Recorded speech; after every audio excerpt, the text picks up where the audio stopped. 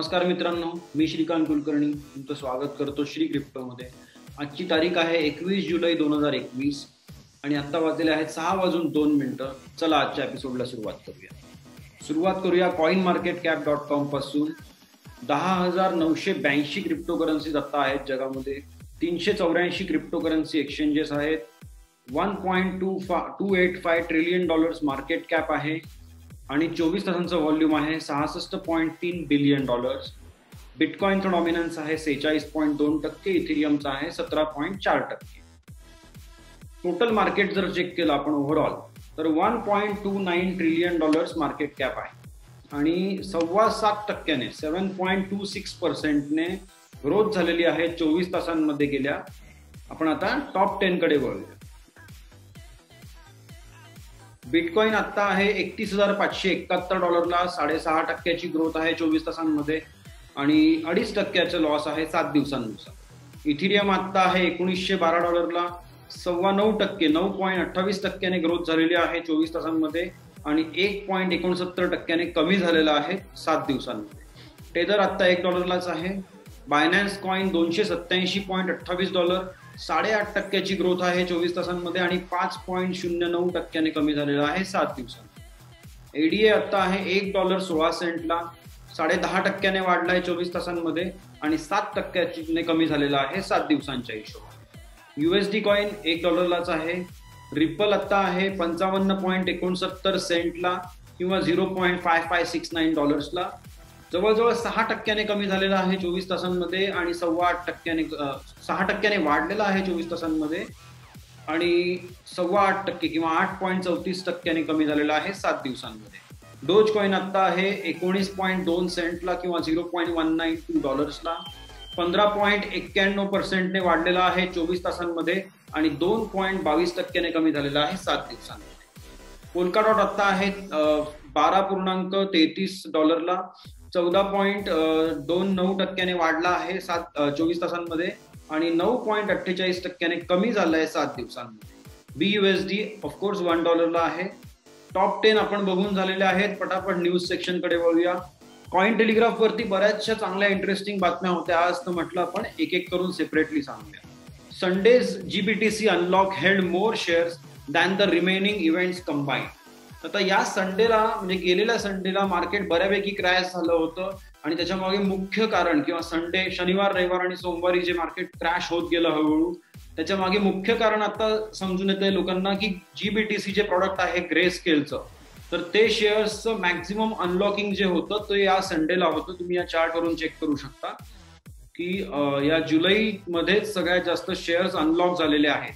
पण आता याचा अर्थ हा नाही की हे शेअर्स म्हणजे GBTC विकल्यावरती का लोकांना बिटकॉइन मिळणार आहे आणि मग ते बिटकॉइन विकल्यामुळे मार्केट खाली गेलंय, असं नाहीये। पण GBTC अनलॉक झाल्यामुळे बऱ्याच लोकांना असं वाटलं की GBTC अनलॉक झाल्यावरती मार्केट खाली येईल, असं वाटल्यामुळे त्यांनी आधीच प्रॉफिट बुक करायला किंवा मार्केटमधून बाहेर निघायला सुरुवात केली आणि त्यामुळे मार्केट खाली गेलं। पण आता ओव्हरऑल याच्यावरून तुम्हाला कळेल की आता पुढे जे काही अनलॉकिंग आहे, फार कमी शेअर्स आता अनलॉक होणार आहेत किंवा हे सगळे मिळून जेवढे होतात त्यापेक्षा पण जास्त एका दिवसात अनलॉक झाल्यामुळे त्या दिवशी मार्केट खाली गेलं असं म्हणू शकतो। But it's okay. आता पुढचा जो आहे आपला पाथ तो बऱ्यापैकी चांगला असेल असं मला तरी वाटतंय। पण शेवटी मी काही अनालिस्ट नाहीये त्यामुळे मी प्रेडिक्ट नाही करू शकत मार्केटला। पण ओव्हरऑल फंडामेंटल्स वरून असं वाटतंय की चांगलं होईल काहीतरी, कारण 16,240 बिटकॉइनचे GBTC एका दिवशी अनलॉक झाल्यामुळे ते मार्केट लोकांना भीती वाटली की खाली जाईल आणि त्यांनी आधीच मार्केटमधून एक्झिट केलं, असं झालेलं आहे। आता आपण पुढच्या न्यूजकडे वळूया। China wants US senators to stop making trouble out of digital yuan. तर कालची की परवाचीच बातमी होती की USचे सिनेटर्सने रिक्वेस्ट केलेली आहे की जे पण लोक बीजिंग विंटर गेम्सला जाणार आहेत अमेरिकेकडून, त्यांनी डिजिटल युआनचा निषेध करावा आणि त्याचा वापर करू नये, कारण यांना असं वाटतंय की डिजिटल युआनचा वापर मे बी हे लोक त्यांचे ट्रॅकिंगसाठी वगैरे ट्रेसिंगसाठी करतील चायनाचे लोक, असं त्यांना वाटतंय। पण मग चायनाच्या फॉरेन मिनिस्ट्रीने रिस्पॉन्स दिलेला आहे याच्यावरती आणि सांगितलंय की डिजिटल युआनचं काम हे नाहीये ट्रॅकिंग वगैरे। पण आता या बाबतीत तर कोणी काही बोलू शकत नाही, शेवटी हे दोन मोठ्या जायंट्स मधली फाईट आहे जसं त्यांनी इकडे दाखवलंय तसं। Bitcoin bulls defend yearly open after BTC price rebounds 5.5% from $29,000.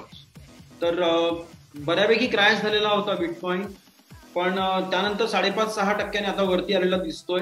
म्हणजे थोडक्यात काय झालं की जानेवारीला जे मार्केट ओपनिंग झालं होतं ती प्राइस आता यांनी डिफेंड केलेली आहे आणि आता पुढे चांगलं काहीतरी होऊ शकतं किंवा मग याच्यापेक्षा आणखी फास्ट खाली जाणं किंवा मग खूप मोठा क्रॅश होणं बहुधा आपण अवॉइड केलेलं आहे. सो ही एक न्यूज आहे जी पॉझिटिव्हिटीकडे नेते आणि ही पण एक न्यूज आहे जी पॉझिटिव्हिटीकडे नेते की मॅक्झिमम जेवढे अनलॉक व्हायचे होते कॉन्ट्रॅक्ट ते सगळे अनलॉक झालेले आहेत.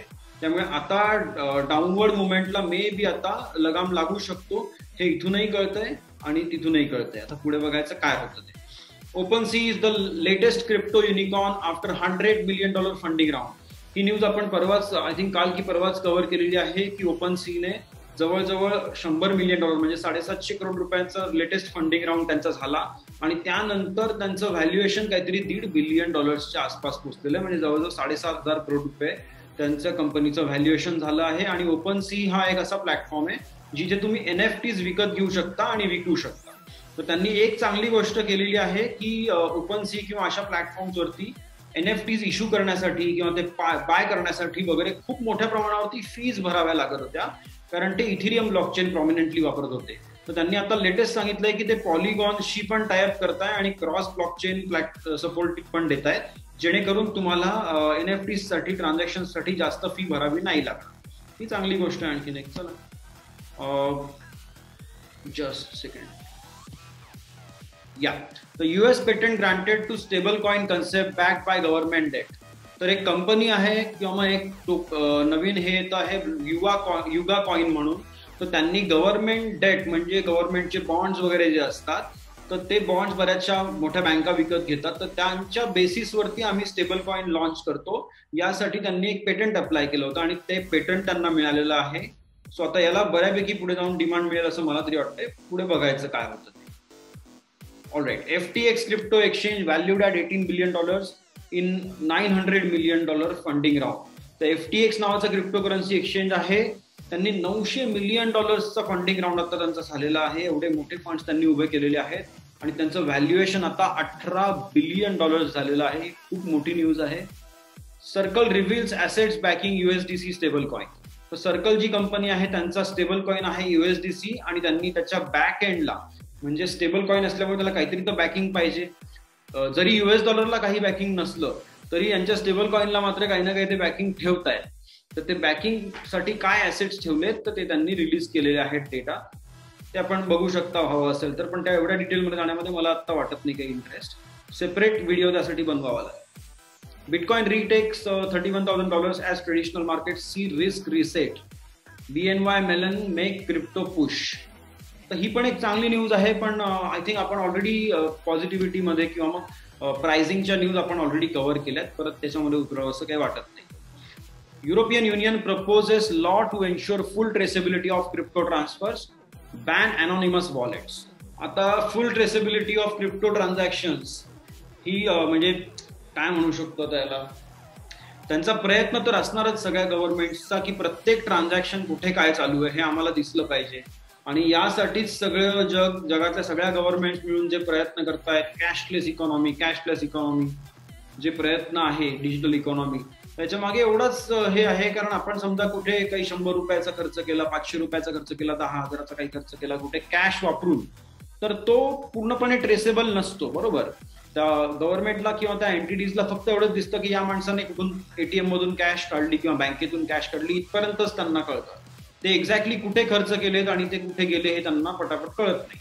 म्हणून मग त्यांनी काय प्रयत्न केला होता काही वर्षांपासून की कॅशलेस इकॉनॉमी बनवायची, डिजिटल इकॉनॉमी बनवायची, जेणेकरून प्रत्येक ट्रान्झॅक्शन त्यांना दिसलं पाहिजे. आणि ते त्यांनी बऱ्यापैकी अचीव सुद्धा केलेलं आहे. पण क्रिप्टो ट्रान्झॅक्शन्सला कितपत हे लोक ट्रेस करू शकतील आणि कितपर्यंत काय करू शकतील हे आता आपण सांगणं कठीण आहे. कारण सेकंड लेअर प्रोटोकॉल, त्यानंतर आणखीन बरंच काही काही आता हळूहळू येतंय. मोनेरो सारखे सिस्टीम्स आहेत की ज्याच्यामध्ये तुम्ही कम्प्लीट अनॉनिमस ट्रान्झॅक्शन्ससाठी प्रयत्न करू शकता. मी असं नाही म्हणत की ते अनॉनिमस आहे, पण बिटकॉइन तर अनॉनिमस नाहीच आहे. आणि ज्या प्रॉमिनंट क्रिप्टो करन्सीज आहेत टॉप 10, 15, 20 त्याच्यामध्ये तरी अनॉनिमिटी मला कुठे काही दिसत नाही, except for a couple of things like Monero. तर यांचा नक्की काय प्रयत्न आहे ते मला आता समजत नाहीये, पण करू देत त्यांना प्रयत्न, आपण अपडेट घेत राहू कुठे काय झालं ते. Turkish draft law regulating cryptocurrencies enters parliament in October. तर ऑक्टोबरमध्ये टर्कीमध्ये त्यांचा क्रिप्टोकरन्सी लॉ ते प्रपोज करणार आहेत असं त्यांचं म्हणणं आहे. आता ही न्यूज परत आलेली आहे FTX ची. Georgian government embraces blockchain to promote its wine globally. आता यांनी वाईन ज्या लिमिटेड एडिशन वाईन्स आहेत त्यासाठी NFTs रिलीज करतायत ते, प्लस त्यांचा वाईनचा जो काही सप्लाय चेन आहे त्याला पण ते ब्लॉकचेन वरती आणतायत, हे याच्यामधून मला कळलं. Ethereum infinity garden documentary project raises 1036 इथर. आता यांनी एक डॉक्युमेंटरी बनवण्यासाठी सुद्धा त्यांनी फंड्स रेज केलेले आहेत एका IEO द्वारे आय थिंक, आणि त्यांना 1036 इथेरियम ऑलरेडी मिळालेले आहेत. म्हणजे बऱ्यापैकी त्यांनी फंड्स गोळा केलेत आणि आता ते प्रोजेक्ट इम्प्लिमेंट करतात. MTI investors urged to ignore fake bitcoin recovery offers. हे तर MTI नावाचं जे साऊथ आफ्रिकेमधली एंटिटी होती त्यांना म्हणजे त्यांनी फ्रॉड केला असं घोषित झालं. त्यांनी लोकांचे बिटकॉइन सुद्धा काही प्रमाणामध्ये गव्हर्नमेंटला हँडओव्हर केले आणि काही प्रमाणामध्ये गव्हर्नमेंटने स्वतःहून ते ट्रेस करून पकडलं त्यांना, आणि ते बिटकॉइन अजूनपर्यंत सगळ्या इन्व्हेस्टर्स पर्यंत किंवा मग कस्टमर्स पर्यंत पोहोचलेले नाहीयेत.